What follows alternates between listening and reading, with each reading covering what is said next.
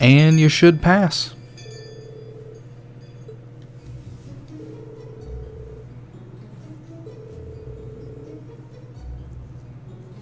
Thank you, Adios.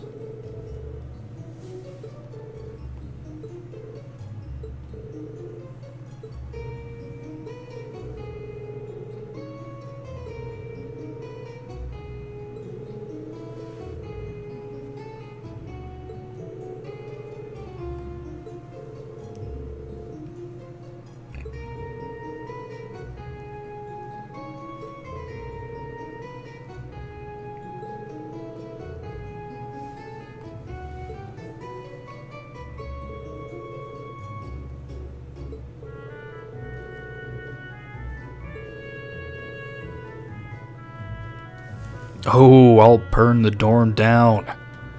You have no worry. I'm going to do it. I'm going to try my hand at cooking. Everyone should be happy. Exams are over. It's a bright sunny day.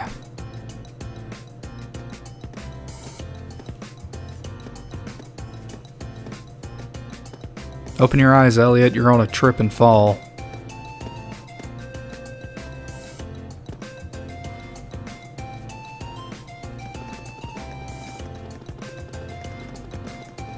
Now that the exams are over, I feel free as a bird, and I'll keep on soaring, at least until the results come back. I sympathize, but personally, I've got a good feeling about these. How about you, Emma? How do you think you did? Well, I don't think I did too badly, all things considered. Just stop before you embarrass yourself. We'll just have to wait and see what next week's results look like. Anyway, what do you think that was all about with Instructor Sarah? Oh, you mean that whole thing about going out of town to meet someone? Going out of town? Won't be back until tomorrow night? It's almost as if... She's going to be a respectable lady and get information about something? She's going to meet her secret lover? How could you even think that, Emma? Impossible. The Empire hasn't yet turned out a man desperate enough to woo that alcoholic typhoon. Well, I wouldn't say that, Eustace. You have a point. I can't deny she's got the looks to snare a man, but that personality and that lifestyle... Ain't nothing wrong with that. You guys are terrible. Totally agreed, though. Ouch. Not surprised to hear that from you, though, Breen. She always seems to dump the most work on you. Will you be helping the student council again tomorrow? That's the plan. Heck, I'm almost looking forward to being the student council's errand boy after holding up studying for so long. Perhaps so. Oh, please let us know if you plan on exploring the old schoolhouse. Yeah, I'd be glad to lend a hand this time. Thanks. Better watch out, though. I might take you up on that offer. Ooh, looks like we're all up for a little exploration this time.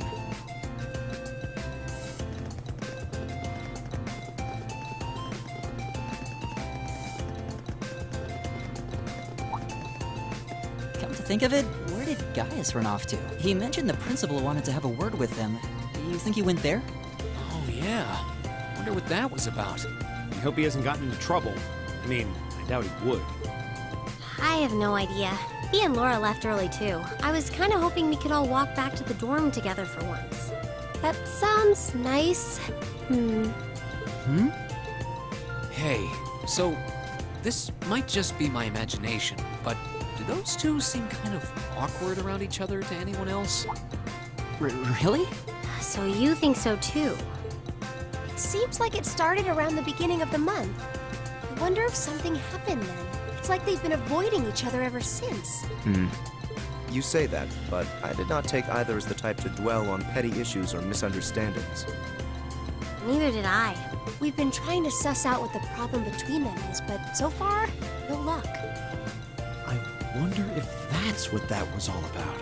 Did you see something, Machias? What happened? Well, do you remember the day we gave our group reports on what happened during last month's field study? We gave a truthful account, including the part where Fee used an explosive to blast open the door to my cell. Yeah? That's when we found out that Fee used to be in a Jaeger Corps. That really threw me for a loop, but what does that have to do with Laura? Well, when that came up, I couldn't help but notice Laura had a rather unpleasant expression. It flashed across her face for only a moment, though, so I wondered if I had just imagined it. Interesting. But even if we assume that's true, what reason would she have to be upset? I can hardly hazard a guess. We all have certain things we'd rather keep to ourselves. We even have a member of this very class who remains tight-lipped about her own family, after all.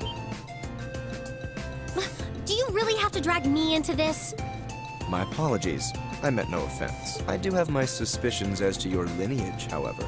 Really? Ugh, you. Now, getting angry won't accomplish anything. Don't worry. We're not going to twist your arm into telling us. When you're ready to talk about it, we'll be ready to listen. It's not like I'm trying to make a big deal out of it or anything. It's just, if everyone knew, it'd make things awkward between us, and I don't want that. Welcome back, my lady. Huh? Speaking of...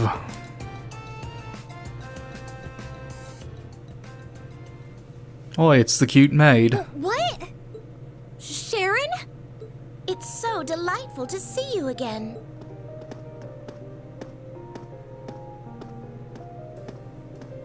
Oh, hey. It's that maid I ran into the other day. You know her? What are you doing here? She didn't. Mother didn't. But of course, I was sent here at the behest of the chairman herself. Starting today, I will be assuming the position of caretaker for Class 7's dormitory.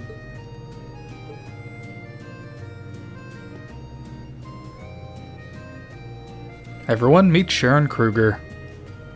It's a pleasure to make your acquaintance, everyone.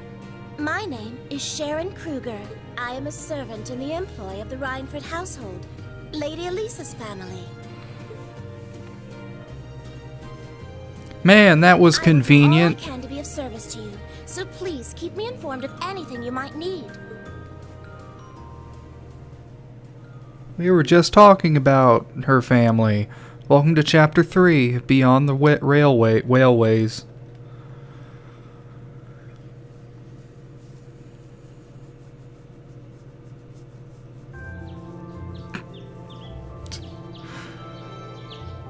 Just hard cut to the next day.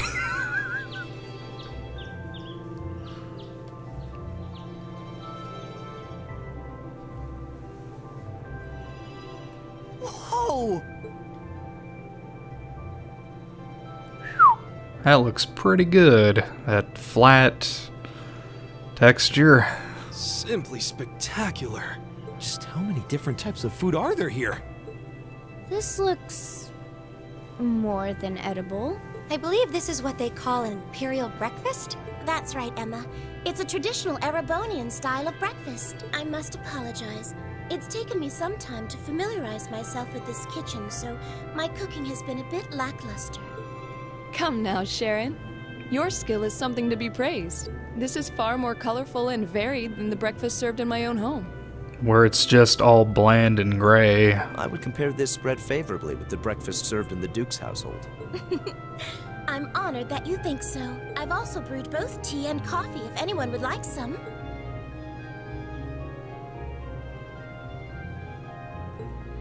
I get the feeling Elisa is less than impressed with the meal. It sounds like they had a big argument yesterday.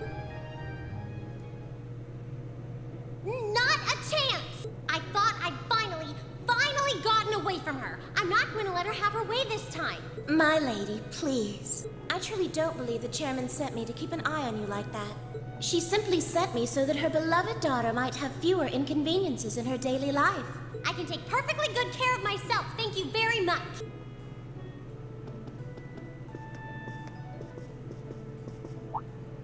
Oh, fine.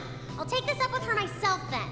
Is she in the office at corporate today, or is she out on inspection or something? I believe she'll be dining with the Ministry of Railways president in the capital today. After that, she'll be continuing her inspection tour, so she won't be back in Ruhr for another 5 days. Does she ever slow down? I'm surprised she doesn't burn through a pair of shoes a week. I make only the finest of shoes, Anyway, my I'm not lady. going to take this lying down. She's stuck her nose into things one too many times. What a bitch. I can't believe that R R actually stood for Elisa Rhineford. Oh yeah, and everything's way more awkward because she's making it awkward. And from the sound of it, her mother's the company chairman, too. Yeah, I wasn't expecting that Elisa's mom is basically in charge of the continent's biggest industrial company. Her family's probably got more money than most of the aristocracy. I can see why she'd want to keep her family under wraps, what with all the nobles here. Anyway, I object to everything about this. Yeah, you said that. Considering how busy Mother is, I'm sure she needs your assistance far more than I do. I knew it. You're really concerned about her, aren't you? The way you two care so much for each other deep down is one of the reasons I'm so proud to serve you. That's preposterous. Oh, my lady, I almost forgot to mention that I made plenty of your favorite apricot jam. Would you like me to spread some on your toast? There's butter already on it, Sharon. That would just be weird. Ooh, really? I mean, stop treating me like a child. It's not like I like you or anything, gosh. So yes, I would like some jam. It's almost heartwarming to watch. Looks like Sharon's got her number. After beginning the day with Sharon's peerless breakfast, the members of Class 7 left to go about their daily routine. Meanwhile, Rain went to check the tasks the student council had given him for the day.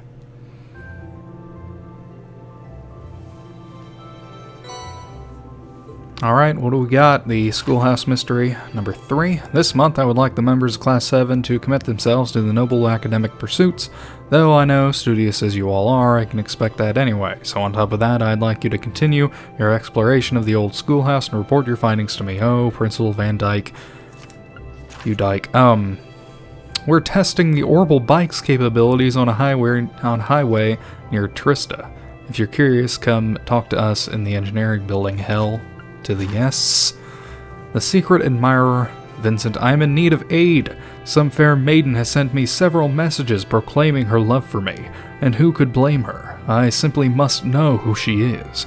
So would some kind soul help me find her to bring her to me. More details behind the storage building. Why there? And of course, there's a hidden quest. Fairly sure. Somewhere. Oh, that's after. That's in the evening. I remember now. Alright, so we have Fee, Laura, Crow's up there too. We have Elisa, Elliot, and Toa, and Machias. We can hang out with Elisa to get page 1 of Sharon's thing. How many do we have? 3? So we can get page 1 from Sharon, page 2 for Eustace, page 2 for Laura, and page 1 for Toa. But we only have 3 bonding points.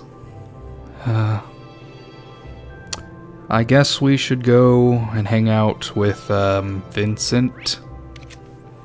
Storage building, which is back here, I think. Here's the field.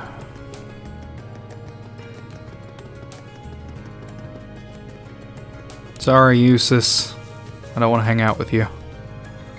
You're a cool guy, though.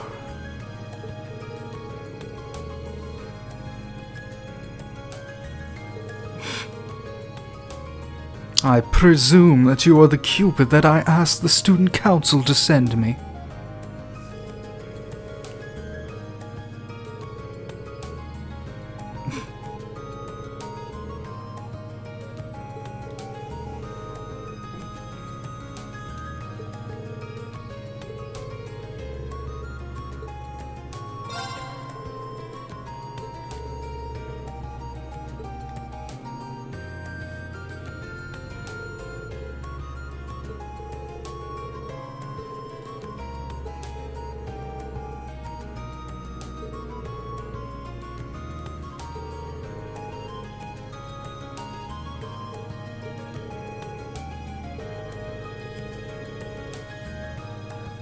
Three whole passionate love letters? Oh my gosh.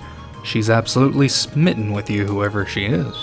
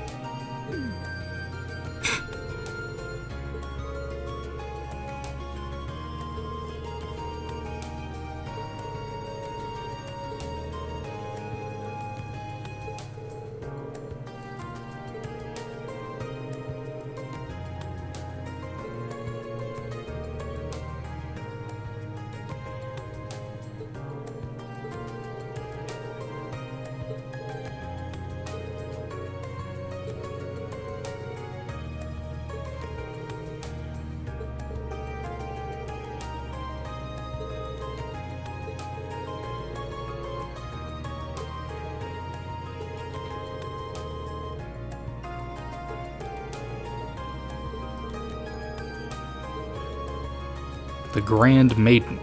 Ah.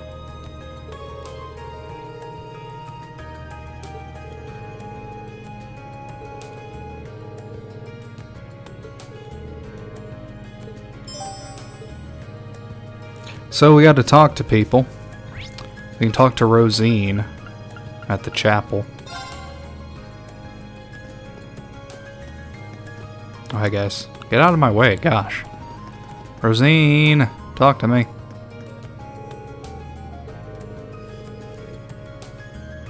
Oh wait, no.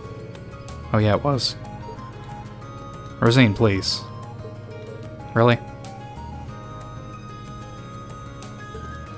Oh, right, I gotta talk to her first. Shit.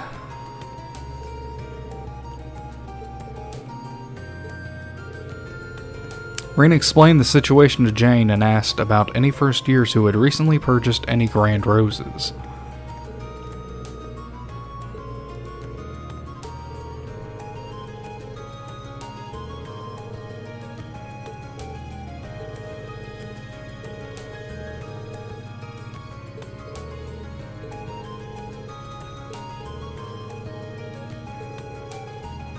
Got Beryl, Vivi, and Rosine.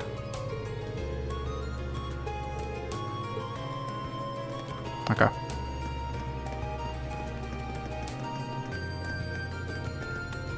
What would Beryl want with a grand rose? Jesus.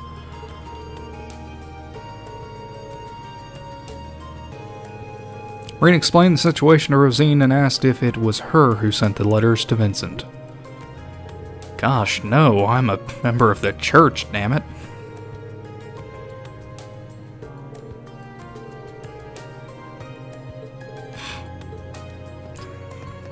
Sorry, Rosine. We got Beryl and Vivi. Let's go. Student Union Building.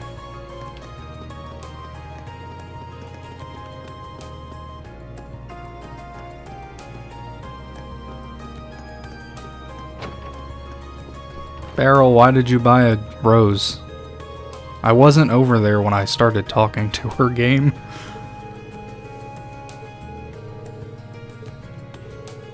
Rain told Beryl about his investigation and asked if she was the one who sent Vincent the letters. With me, maybe? No. A ritual. Yeah, okay.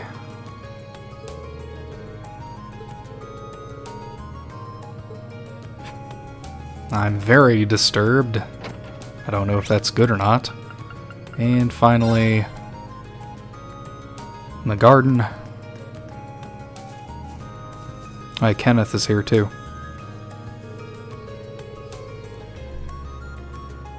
Oh, I needed to be right next to you, Vivi. Don't you worry. Rena explained the situation to Vivi and asked if she was the one who had sent Vincent the letters.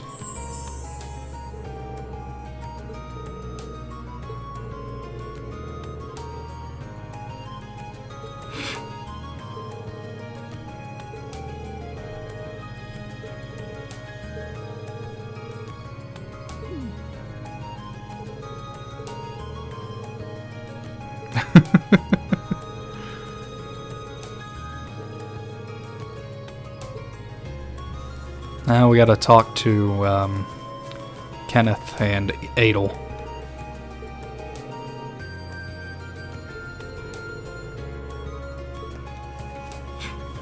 Hey Ken, how you doing? Oh, I can trade some stuff for you. Hold on. What do I have? I got 70 angler points. I can get mute. Could get swordtail badge, but let's fish like once. Why not? That's a fancy rod you've got, Kenneth.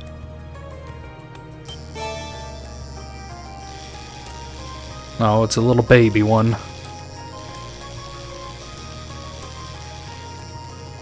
Come on. Caught one. The Anarcarp. Nice.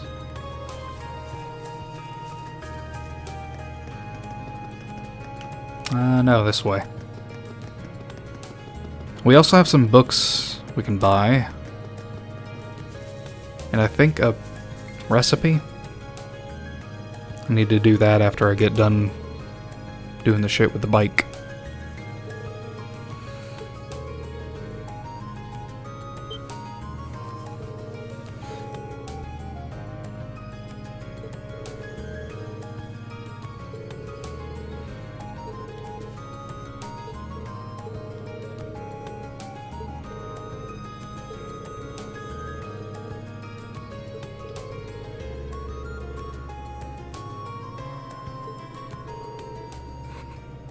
My darling Vincent, I found you. Oh no, it's Margarita.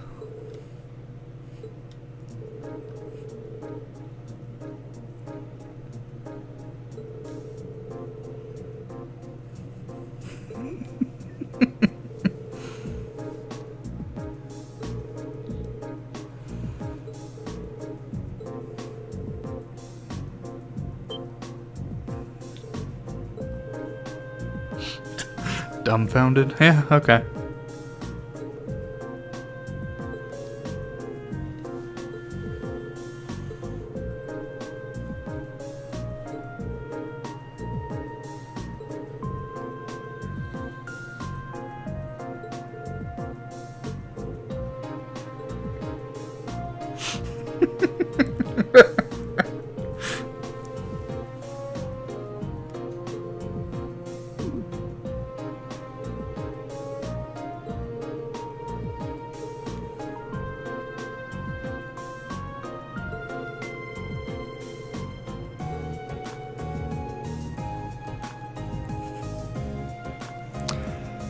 That would be Fallout 4's choice system. Topical. As always.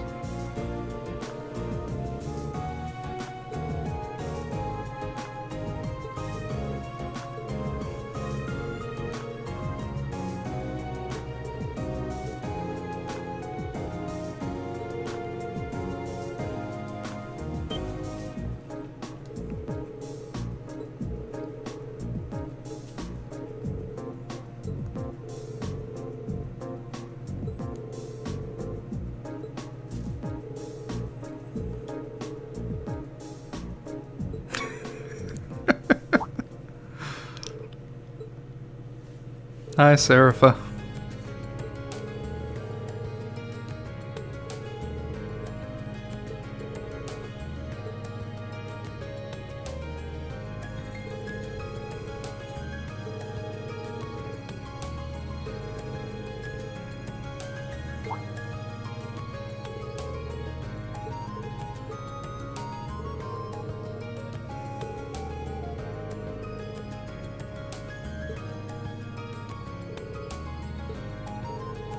Margarita begrudgingly handed over the bag of cookies to Serapha.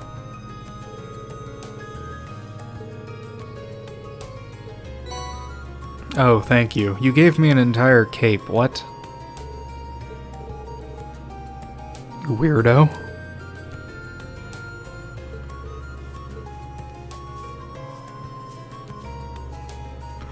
All's well that ends well, I guess. You could have a thick girlfriend, my friend, but, you know, you have to be weird. And just run away from her.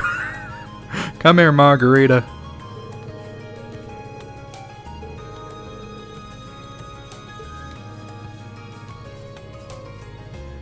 Who knew you could run that fast?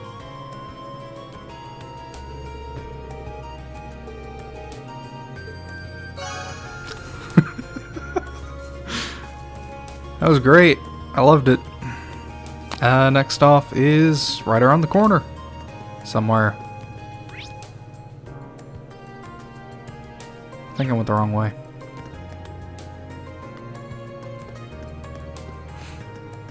Should be... Gosh. Darn it, I've completely forgotten the layout of this place. It's over here. Damn it.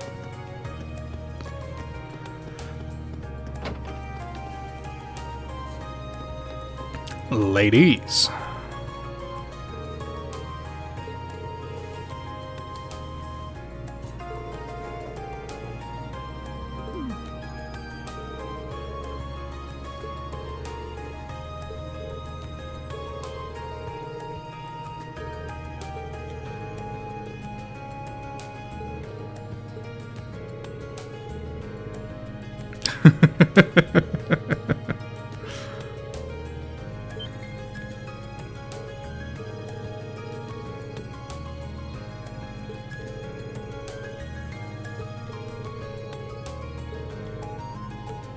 Hell yeah, I'm ready to ride. I've been waiting for this the whole time. The whole game. It's not actually as exciting as you might think, unfortunately.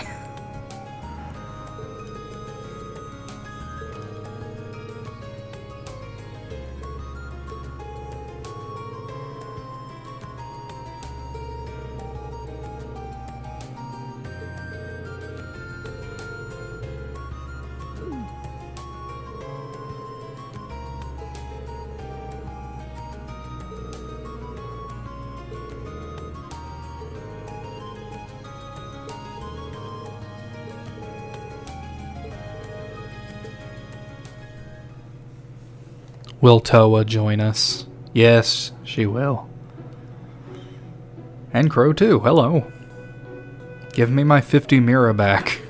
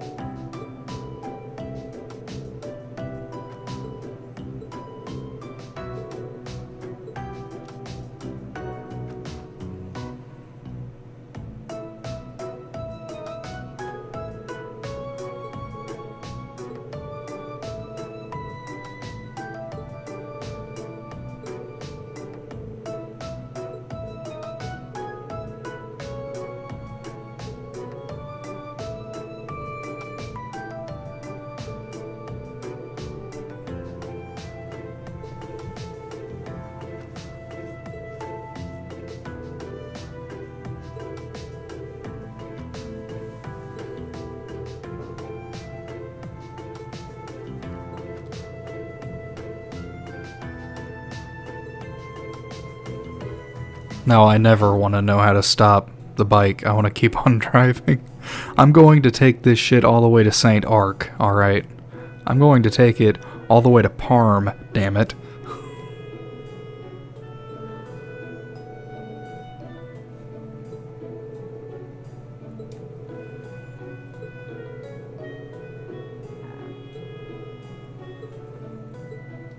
Alright, let's do it. It's just a memorization game. Did you memorize what you have to do? Good. You don't actually get to ride it. That stuff's in Cold Steel too. And it's pretty alright.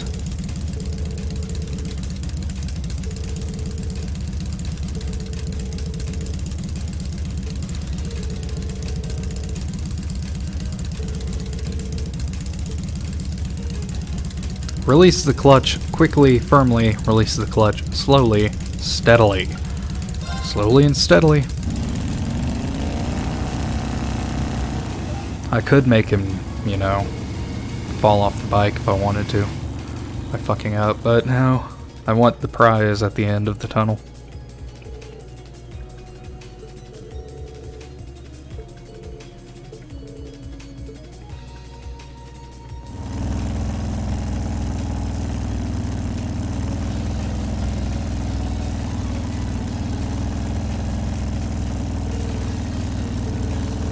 Get a nice sight of, I think that's Heimdall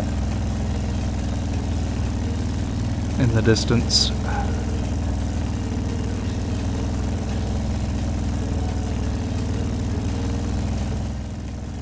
Pull in quickly, release quickly, pull in quickly, release slowly, pull in slowly, release slowly. This would be pull in quickly and release slowly.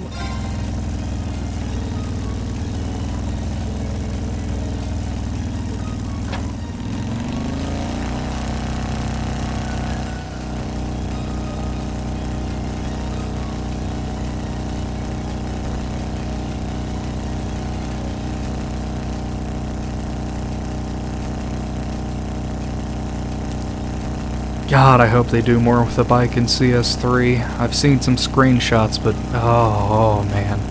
CS3 is also out now, and it's going to also have Cold Steel is going to have a 4th game in the series.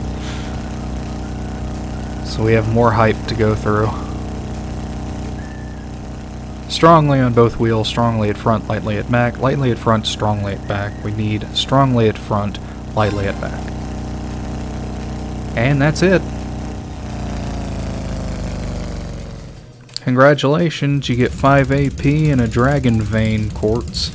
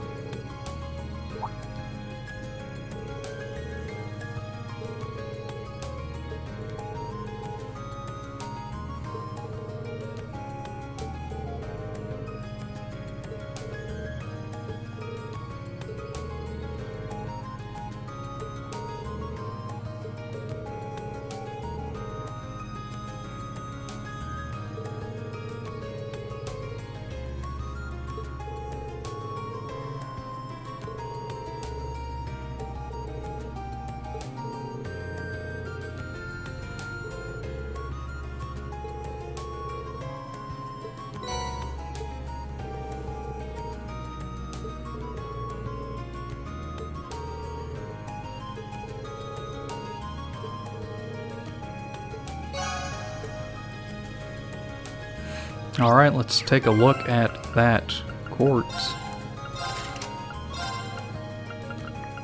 Oh, we have hit 2. Cool. Where are you at? There we go. EP recovers on the field and enemies drop more Sepith. That's really good. Especially when you put it on like Emma or Elliot. Somewhat on Elisa. Yeah. But yeah, alright. Next off, we gotta go and get books. Which we also have to read at some point. Keen, how you doing, buddy? We got the issue number 3, Intermediate Chess, a teaching primer, Imperial Horsemanship, and Manly Munchy Sandwiches, which we already have.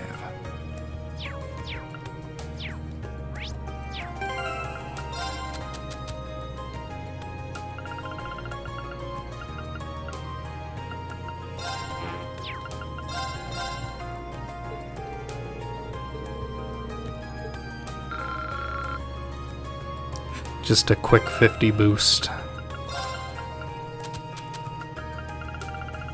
I got Red Moon Rose as well. Shit. Got a whole lot of stuff.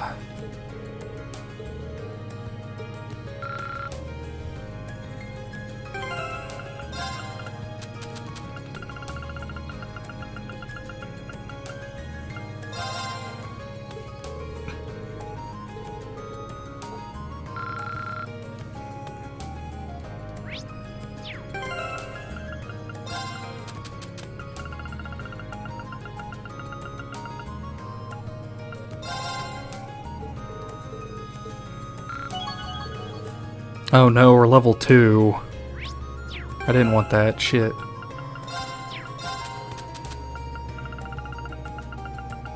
We didn't read the nap one either, did we? Jeez.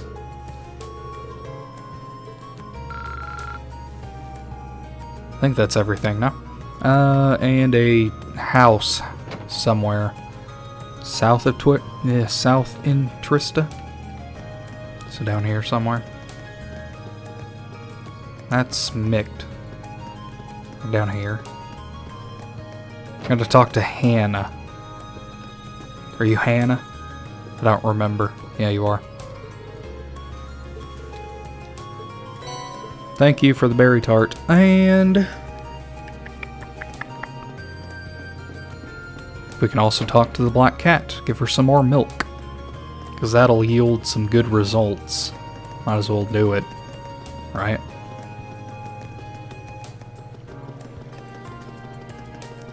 She's all the way over here.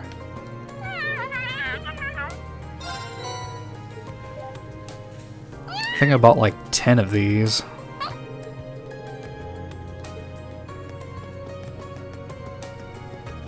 And now we can hang out with people. Fee, Laura, Elisa, Elliot, Toa, Machias.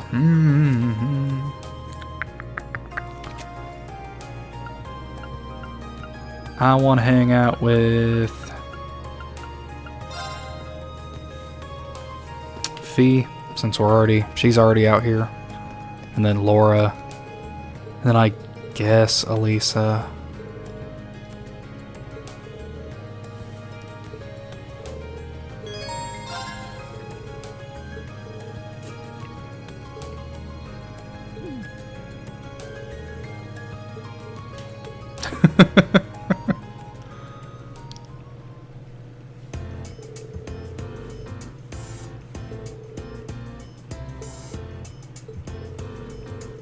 Fee took out a small bag filled with seeds and showed it to Reen.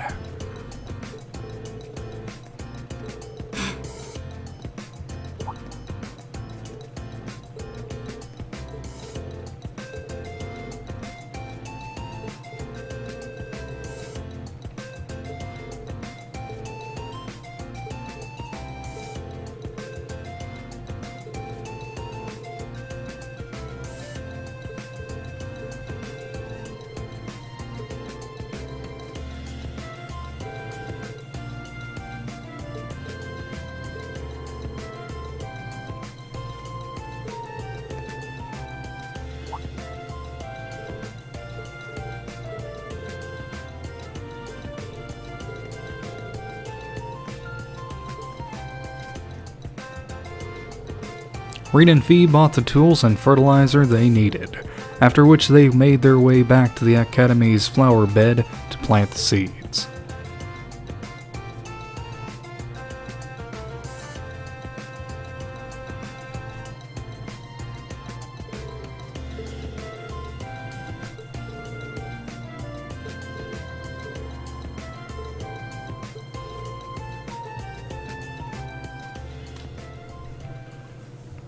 Beautiful.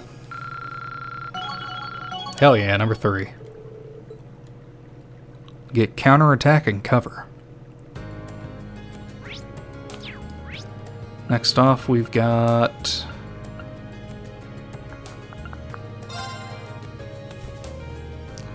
Elisa, I guess. She's in the second floor, yeah.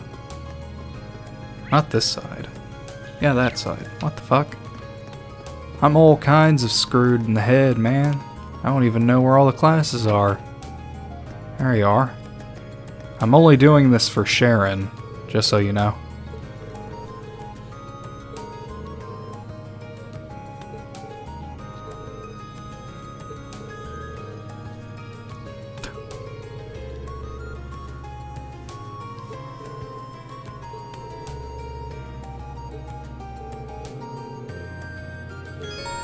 No, she can help herself out.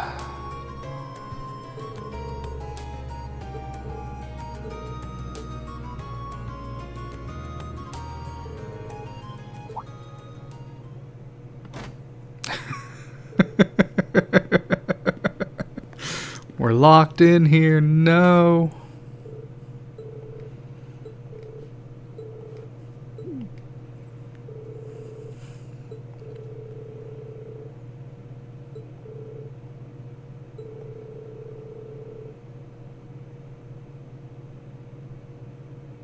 In the dark, there are lights on, Elisa.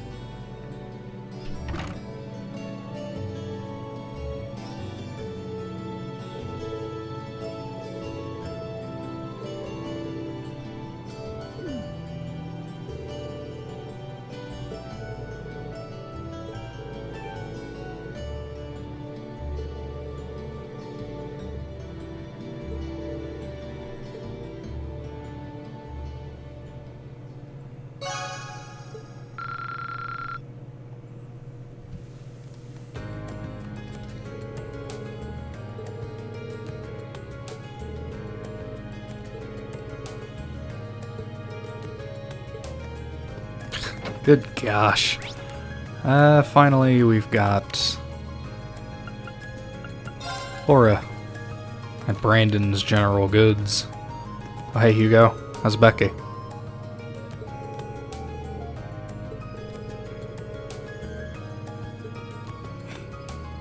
Why are you taking over? What we got? Nothing. Just a cookie. Cool. Useless. Hey Brandon. The hell is Laura? There she is. What's up?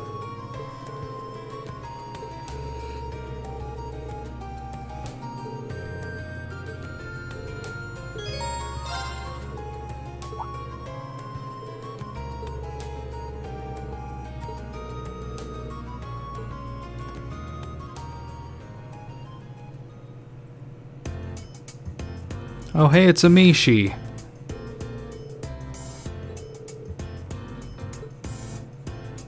For those of you who don't know, Mishi is pretty much Falcom's mascot. It's the cat thing.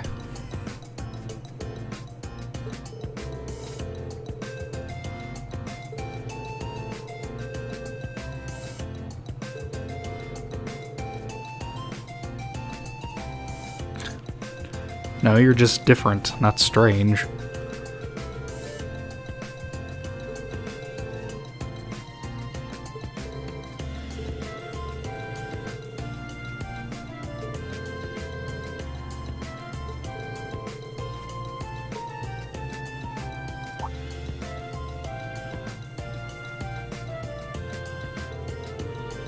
Reen grabbed a cute mascot plush that was sitting on the shelf.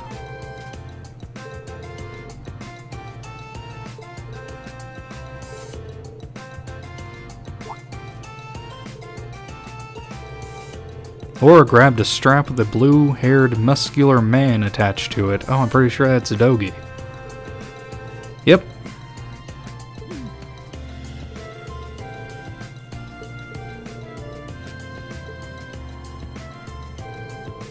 Rain and Laura ended up looking at an assortment of products appealing to Laura's unique tastes. In the end, though, they ended up purchasing the Mishi plush.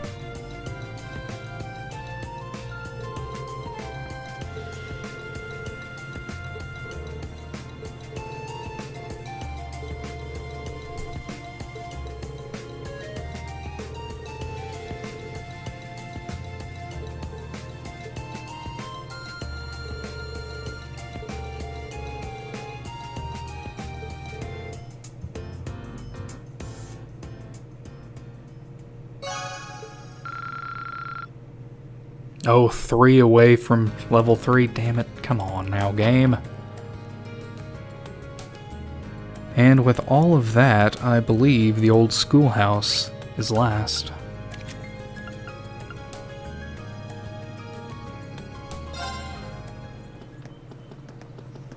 But before I go, I'm going to read. It's story time. Once I get the notes up. Chapter 4, The Black Vampire. 2 people ran through the streets of Heimdall down cobblestone dewed with moonlight. In the lead was Rose, her navy blue coat flapping in the wind like the wings of a hawk as she pursued their foe. Just behind her, and shocked by her speed, was Alphonse, head whipping left and right as he searched for Luca.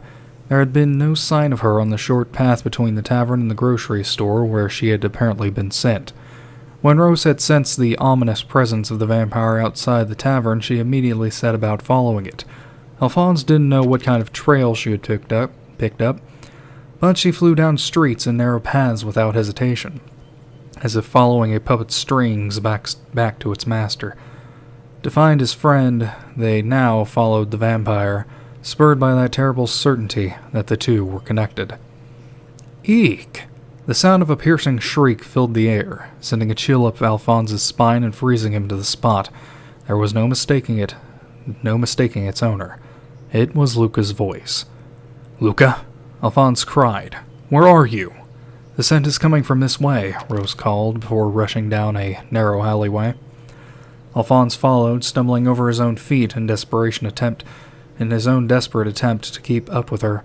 He could barely breathe from running so much, but he ignored the tightness in his chest and sped on, kicking aside boxes and garbage piled here and there on the path. He eventually reached the other side of the alleyway and emerged into a neighboring street.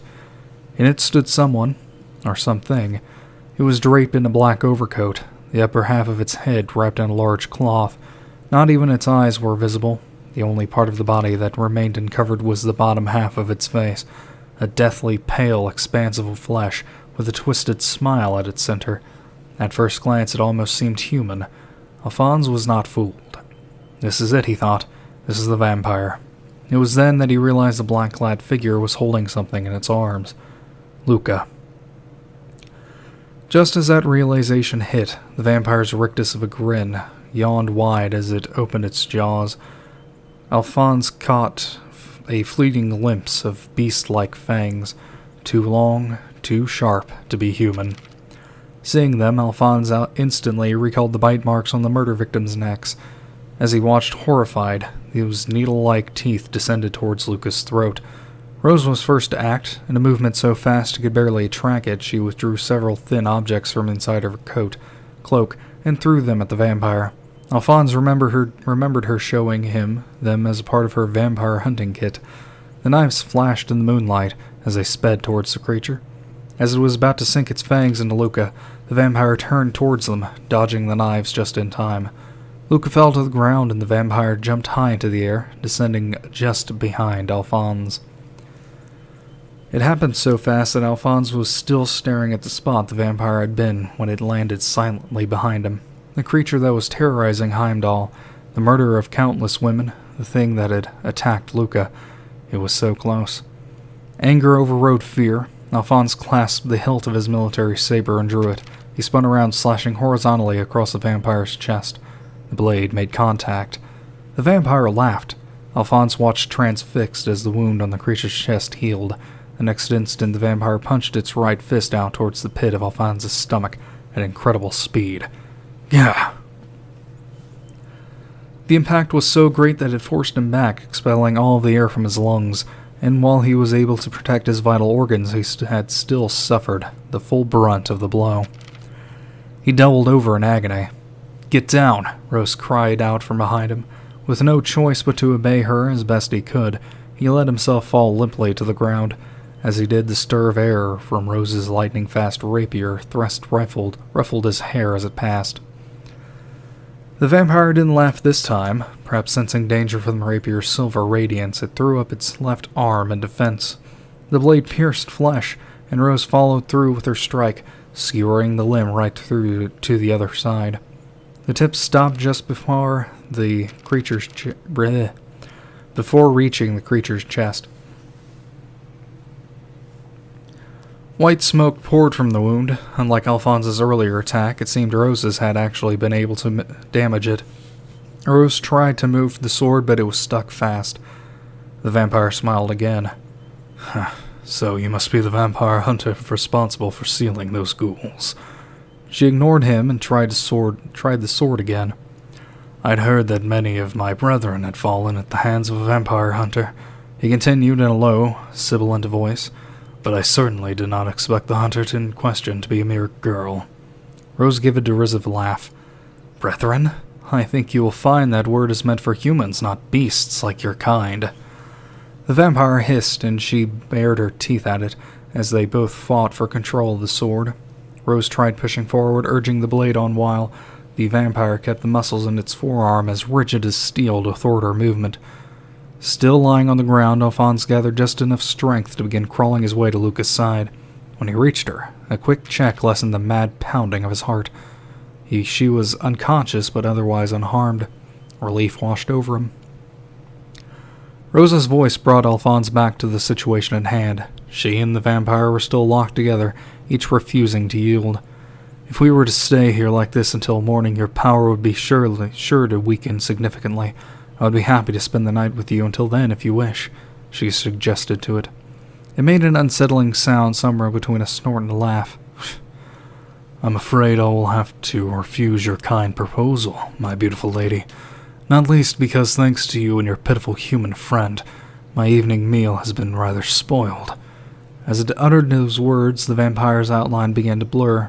Alphonse blinked rapidly, trying to clear his vision, but it was no trick of the shadows. The creature's form was dissipating into a fine, black mist. Though its mouth was disappearing like the rest of it, its voice somehow carried on. "Should either of you ever seek to disturb my dinner again, I hope you are prepared for the consequences." And then it was gone. Silence fell. Gradually, Alphonse got used to the pain in his chest from the vampire's blow. He counted it good fortune that he'd only lost his breath and not broken any bones. With a final steadying wheeze, he hoisted the unconscious Luca on his back and rose slowly to his feet. "I guess that's not the end of our vampire, then," he said unhappily. Rose was inspecting her sword for damage. Finding none, she returned it to its sheath. Turning their body to mist is one of the many abilities vampires have. It escaped from us this time, but I expect that it will take some days for its left arm to heal. At the very least, I think it's safe to assume that no one else will be attacked tonight. Sounds like vampires are unbelievable foes to be up against. That's a relief, though, at least. Still, he added, you're pretty unbelievable yourself. Rose shook her head. Their loss obviously rankled her. Next time, she said with steel in her voice, it won't get away. I'm going to find some stronger equipment, and I will finish it for good. Alphonse nodded. Next time they would have it, they might not have been able to defeat the vampire, but at the very least, they had earned a short respite from danger, having saved Luca and prevented another murder from occurring. And without Rose's assistance, none of it would have been possible. Thank you, Rose. If you hadn't been here... She cut him off with a dismissive wave of the hand. There's no reason to thank me. I was simply doing my duty. Dejected, Alphonse fell silent. But these murders are not over yet. We will need to discover the true identity of the vampire for that to happen. Yeah, he said at length. You're right. Either way, we should we go and investigate another crime scene tomorrow like we discussed earlier? Indeed. Farewell for now. And with that, she left. She didn't even wait for Alphonse's response, a fact that left him feeling even more downhearted. Considering all that they had been through that night, Afterwards, Alphonse took Luca to her home. As he walked, she finally woke up. Finding herself on his back, she flushed and stammered her way through his questions. She remembered nothing of what had happened to her, it seemed. Unable to tell her the truth, Alphonse simply said that he had found her collapsed outside. It was probably just fatigue from work, he told her. Thankfully, she seemed convinced. All the while, as he tried to feign cheerfulness to put her at ease, his mind was still focused on the battle earlier. He hadn't stood a chance against the vampire. He had even forgotten the silver short sword that Rose had given him. In the heat of battle, he had simply fallen back on his military training and used his saber, for all the good that had done. While he had at least been able to avoid getting in Rose's way, he felt ashamed as an Imperial soldier. Next time, he swore to himself he would not let her down. He would help bring an end to the murders once and for all. As Alphonse hardened his resolve that night, Rose navigated the dark streets alone, her mind fixated on the past. The sight of Alphonse on the ground after being struck by the vampire, the image of his friend who had almost lost her life and had been turned into a ghoul. The vision of that one cursed memory she desperately sought to forget. Am I on the verge of making the same mistake a second time? She wondered aloud. She stopped in her tracks, brow furrowed, an expression meek, and looked up to where the crimson moon hung like a great malevolent eye in the sky.